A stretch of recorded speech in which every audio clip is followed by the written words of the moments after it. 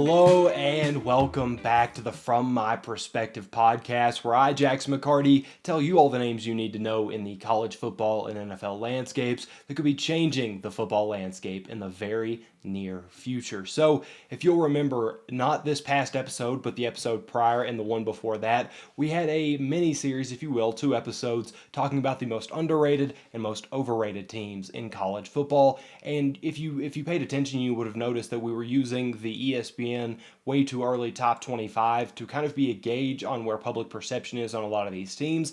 And it kind of got me thinking, what is the criteria for these top 25s? Is it the best 25 teams at the very start of the year? Is it their prediction for how the season is going to end? Where does all that shake out? And so I decided to create one of my own to kind of clear the air and really set it in stone as to what it means. So we will be going through my personal projected top 25 for the end of the season.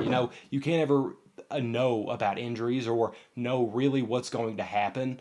There is a lot that will be wrong here, I would imagine. But if every team were to remain healthy and every team plays how I expect them to and how I expect the season to play out, I do have a complete top 25 here, and we'll be breaking it down into 3 episodes. So, the one coming out today, this will be 1 through 10. The next one will be 11 through 20. And then the next to next episode will be 21 through 25, plus talking about my honorable mentions, which I think might generate more questions and more intrigue than perhaps the rest of the list does, because there's realistically about 40 teams in college football right now that could feasibly be on this list, if not more. So answering, some who my biggest notable omissions were is going to be something that I'll hit on and get to talk about plenty. So we can basically just tell you 1 and 2 as a collective. It's Alabama and it's Ohio State, because obviously it is Alabama and Ohio State.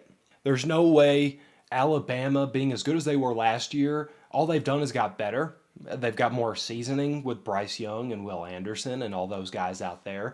They're going to be better, and I think a lot of that same logic applies to Ohio State. Plus, you look at the teams that, like Michigan did last year, they ended up beating them. That in and of itself, I don't think Michigan is nearly as good of a football team as they are, or as they were rather, last year. So those two are pretty comfortable. I think 2 of the more realistic Heisman candidates, even 3 if you want to throw in Will Anderson. You've got Bryce Young from Bama, and you've got C.J. Stroud from Ohio State. Those 2 seem to be at the forefront right now, and for good reason. And I believe that more likely than not, that'll be our national championship game. But I'm not going to set it in stone just yet. This is more or less just how I predict things go in to the college football playoffs. I'm not factoring in bowl records or, even designing bowl games. When we get to that season, we'll get to talk about that plenty. But for now, I'm going to leave that, at least that much, up in the air. So, yeah, number 1 and number 2 are pretty obvious. They're pretty cut and dry. Everybody can figure them out. Number 3, I will admit, I am probably one of the very few people who believes this team will finish number 3. I've got Oklahoma State in the number 3 spot, meaning they will play Ohio State in this version of outcomes in the national championship semifinals. Last year, Oklahoma State was the underdogs of underdogs, and they still just barely missed the playoffs. And now, Oklahoma's not there to mess with them. They're there, obviously, but Brent Venables, I've said it constantly. And if you haven't heard it yet, you're going to hear it now, because I think Brent Venables will be a very good coach, and he will do very good things with that program. This year is not the year that he does very good things with that program. It's not realistic to me. They have way too much turnover, meaning Oklahoma State is kind of the default team at the top of the Big 12, and the resume still looks good because you have a lot of quality teams that are in there. My big draw here is that they were so good last year, even without Chuba Hubbard, who was obviously phenomenal for them while he was still at the university. He went to Carolina the year before, and you can just tell with this program, they don't really rely on big stars. It's not a really selfish scheme. I think Gundy does a really good job of figuring out how his team performs best and maximizing that. And with Texas will be better. I still think Oklahoma State is a better team. I think they beat Oklahoma. I think they can beat Baylor. That one is admittedly a coin toss to me. I think one will suffer or just lose barely by that game. Maybe pick up another one. You'll hear about Baylor at some point. I do think Oklahoma State is just barely a better team than them, but in entirety, they're a good program. They don't have to shock the world to win games. They don't have to put up 70 points a game or hold a team to 8, 9, 10 points a game. They're just good. They're good all around, and I think that through and through they will make the college football playoffs. And realistically, you could flip 3 and 4 here because I have Clemson returning to the college football playoffs at the number 4 seed for me. And this comes with a bit of a caveat. I think that they win closer to Georgia Tech than they want to. And I think they get pretty dangerously close with Wake Forest. And I think that's enough to pull DJ Uiagalelei out. And we see Cade Klubnik step in, and he returns them to the Clemson that we remember. And I really do feel bad for DJ because in a lot of ways he might end up becoming like the Kelly Bryant of Clemson, or Kelly Bryant Part 2 rather. And if that means if you have to sit DJ, who obviously was a very highly touted prospect and we thought it was going to be him and Bryce Young last year, as the top 2 quarterbacks in college football, that didn't shake out. But if he does need to go on the bench and then realistically transfer out to a different program so that you can return, you got to do it. It doesn't matter how you feel about the guy. If he's not instilling you with confidence, you got to pull him. Plus, when you look at Clemson, you're used to seeing them lose half their starting lineup every year because they've kind of entered that tier that Bama and Ohio State and teams like that are in, Georgia. Their biggest losses were, I believe, 3 members of the secondary and 2 linebackers, which is light when you consider it, especially because that was the main part of their defense that is being lost. So I am very interested to see what happens with Clemson. Again, I think Cade Klubnik comes in and becomes the guy, and I'm very interested. Like I could easily see them being a mid-teens, projection as well if they don't move over quick enough, or if Cade's not all that phenomenal either. Get in a bit of an Oklahoma situation where you're rotating between Rattler and Williams. They're a very tricky team to predict, but I do have them in the college football playoffs returning. Now, the first team looking out for me almost got in, obviously, because they're number 5, but it was hard for me to decide since Clemson is so tricky, but I gave it to Clemson. So the team that was just barely bumped out is the Utah Utes. I really, really enjoy, for one, Kyle Whittingham. I think he's a phenomenal coach. And again, it's kind of the same reason I'm drawn to Oklahoma State. They don't have to be this world beater, phenomenal, one side of the ball, setting the standard. They're just really good. And I know they lost a lot of their defense, but I think Whittingham is a really good coach, and I think he'll get it to where it needs to be. Then when you look at it, their resume, I think that they're pretty, I don't want to say pretty comfortably, because I do think USC, if everything hits, is going to be magical. I just don't think everything hits. So I will say that I have them as the best team in the Pac-12, and this would be one of the better resumes that we've seen from a Pac-12 school in a while. We've got Florida, UCLA, USC, Stanford, and then I have them losing 1 game to Oregon. So a 1-loss Utah with that kind of resume gets them just barely outside of the playoffs, especially because they kind of want to set a precedent to where you can potentially see USC in the playoffs, and you could potentially, see some of these, for lack of a better word, top-heavy conferences. And I know you won't really have to worry about that too much longer with USC moving, but for the remaining years, you need to set the standard that, hey, we're interested in having Pac-12 teams in the playoffs. And so I think Utah, at least getting that close and knocking on the door like that gets you, that sets the standard there and makes you really consider it. And Cam Rising is really good, looks really good. I think he's going to be a very good quarterback. Tavion Thomas was a stud last year, and I can't say it enough times. I trust Kyle Whittingham. I will keep saying it until you understand it. He's a very good head coach, one that does not get enough love, and I'm ready to see. I really do think that they could be a top 5 program in college football the upcoming year. Now, you might have noticed that we've gotten to 5 now, and we haven't hit the reigning national champions. That's where this stops. I've got Georgia in the number 6 spot. The Bulldogs have lost just about everybody on defense. When you're running through the line, you've got N'Kobe Dean, you've got Devontae Wyatt, you've got Jordan Davis. The list keeps going. And then now Adam Anderson is gone off alleged charges, and that obviously it is a blow to your defense. You don't want that guy on the field if he's doing all of what he's been accused to do. But I mean, he was a player who played significant moments for Georgia. He will also be gone. So it's it's hard for me to sit here and genuinely, say, Georgia won't be a playoff team because they could always be a playoff team. But I think that this year there's just a little bit too much that went away, and I still don't really trust Stetson Bennett at quarterback. There's just so much here. I think that if they drop, a game in the regular season, I was looking at their schedule.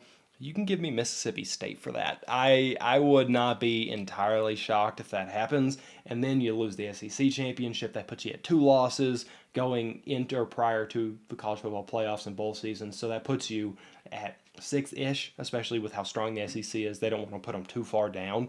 So yeah, I think that, again, they'll still be a very good football program. There's no question about that. They're still a very good team and coached by a very good head coach, and will get very good recruits. You still got Brock Bowers, Arik Gilbert. You lost James Cook, but you got another running back coming in there, so it's fine. Like, there's names and talent and potential on the roster.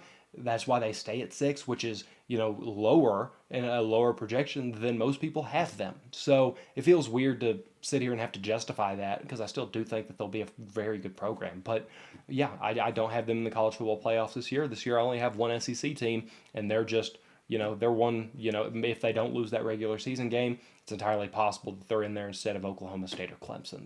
We move on next to number 7, the Michigan Wolverines, who, very similar to Georgia, a lot of turnover. Don't know that they have the guys in-house to return to as high as they were last year, especially whenever you look at the teams. They're actually almost identical to Georgia in a lot of ways when you consider the fact that the best team in their conference only got better after last year. You lost a lot of defensive talent. You got questions at the quarterback position, different types of questions, but there's a lot that you could just copy and paste over here. My bigger problem with Michigan is not necessarily that I don't trust the stable quarterback like Stetson Bennett. I would rather have a Stetson Bennett than have a bunch of questions at quarterback whenever I'm trying to be a top 10 team like they have, JJ McCarthy and Cade McNamara. I know it's a pseudo competition because one's not healthy, but when the whole quarterback room's healthy, what do you do? That's a legit question. That's something you have to know. So, yeah, you're having a lot of those issues. You lost both your coordinators. You're going to have new versions of that. Everything is just building to be an uphill battle for Michigan. And I almost feel like 7 is too high, but I'm giving them the benefit of the doubt because I do think Jim Harbaugh has finally, understood what it takes to be at that level with Michigan football. And I think they still, hang out in that range and probably go back up to the, 3, 4, 5, 6 area and jump that next tier once things start to get sorted out after this season. So that would be my number 7. Number 8 is a team that got a new head coach. They lost a handful of guys, but I'm still all the way in on them because I know how good Marcus Freeman is at leading his troops. So Notre Dame gets my number 8 nod, and like I said, Marcus Freeman might already have the confidence of his locker room more than Brian Kelly ever did. The players seem to love him, absolutely love him, and that, especially at a university like Notre Dame, where you're not getting the most, impressive athletes and, just these monsters that come out of Louisiana and Georgia and Alabama and all that because of your academic standards. So you have to have really smart players who can usually decipher whenever you're BSing and, turn them into superstars. And Marcus Freeman, I don't think that there could be a better fit than what they're doing right there because he's not going to BS his players. He's going to give them, he's going to tell them how it is. And to this point, from the coordinator's perspective, moving into head coaching role, they seem to be in agreement that he's awesome. And they didn't lose all that many people in the transfer portal. There's something about it that it screams, when you look at all these other coaching hires that players jump ship and headed with them or went elsewhere or whatever, you didn't really see that with Notre Dame. It wasn't, or at least it wasn't like an opening of the floodgates like we saw with Oklahoma. Their confidence is definitely still there. And yeah, sure, whatever. He lost his head coaching debut in a bowl game against a team that I currently have in the college football playoffs at the end of the season. So I'm going to be taking Notre Dame to be a good team. And while, it's not the levels that maybe, we're used to or whatever, they're still going to be a top 10 program. They'll probably still get a New Year's Six bowl. They'll still be very active near the top of that. So yeah, I don't think that the transition between Kelly to Freeman is nearly as brutal as it could be. And yeah, I feel all right with this. So they rank actually one spot above a team that I have them beating in the college football season this upcoming year, which is BYU. I think the BYU Cougars are a phenomenal team. And again, Kalani Sitake, he has his team invested big time. Like they are all the way in on the BYU program under Kalani Sitake, and I can't blame them. Their next man up approach has worked so far. I've got them realistically dropping 2 games. I've got them losing Notre Dame, like I just mentioned. And, I'll take Baylor as well. Baylor feels like a team that could beat them. I do have them beating Arkansas, which, as somebody who was raised from Arkansas, kind of hurts a little. I do think BYU is slightly a better team right now than Arkansas is.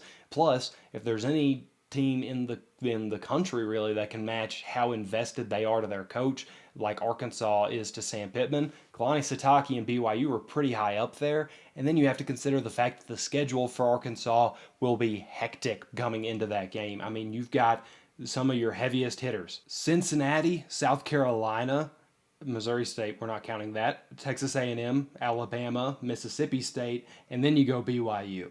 So yeah, good luck. It's hard to keep a bunch of energy in you throughout the entirety of the season. And Arkansas, I don't even know how I got onto Arkansas. BYU will be a very good program, and I believe will finish top 10 and manage to be kind of the fill-in for Cincinnati as the underdog in a sense. That because you can't really call it Notre Dame. Oklahoma State is still in a Power 5, so yeah, I think that they kind of fill in that, not really group of 5, but that similar position. You see what I'm saying. So that only leads us with the last team for today, which is number 10, and that just so happens to be the Tennessee Volunteers. I referenced at the very beginning of this video that one of the things that inspired me to potentially do this was the underrated, overrated mini-series that I had. Tennessee was a huge focus point in that series, and I've got them all the way into the 10th spot at the final bit of the season. The consensus third best SEC team finishes lower than the Tennessee Volunteers. That would be Texas A&M. Everybody seems to be pretty on board that they're the third best team. I'm not. I'm absolutely not. I'll take Tennessee every day of the week, especially when you look at their offense. Hendon Hooker, Heisman candidate. I don't care what anybody else says. Heisman candidate. Their whole offense will just be lethal, especially with him at the helm. And I think their defense, if they get some secondary help, will be functional enough to hang in there, especially if you kind of play to a similar method that Oklahoma was doing with Lincoln Riley. And that seemed to work out just fine for them. They got to the playoffs a couple times. So when you really boil it down, they're an SEC school who we already know gets a lot of love from the committee more often than not, who I only have losing in conference, and I have them losing twice, winning all their out-of-conference games. You immediately are drawn to the fact that that would almost certainly mean that they're going to have to be legit. You lose to a couple major schools in a major program and still manage to beat a lot of other really good programs. That makes you a top 10 team more often than it doesn't. So that concludes my top 10. Tell me what you think I got wrong, what you think I got right. I would imagine most people are going to be in agreement with 1 to 2. From 3 to 10, couldn't tell you. I have no idea what the reaction to this is going to be, but I'm very interested to hear it. So leave it in the comment section or get on my Twitter. Both will be linked in the description below. But for now, that is episode 18 of the From My Perspective podcast. Next time you see me in episode 19, again, it will be 11 through 20 of this list. So be sure to come back around for that. And as always, I'll see you next time.